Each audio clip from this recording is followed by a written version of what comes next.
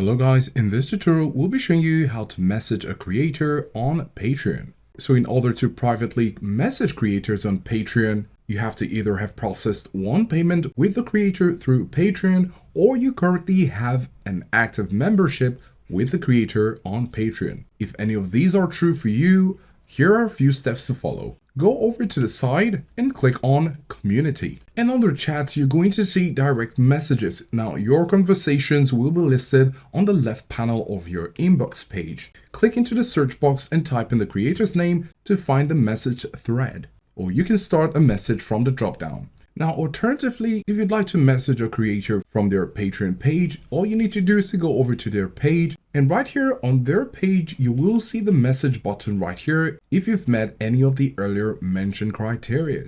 The message option will show here automatically, and you can click on it and send your message easily. Now, in the end, if you're not seeing any of these options, make sure you're a member and not a creator yourself. So if you're a member and you have an active subscription, or you've made a payment once to a creator, you should be able to see the option mentioned in this video. So let us know if this was helpful, and thanks for watching.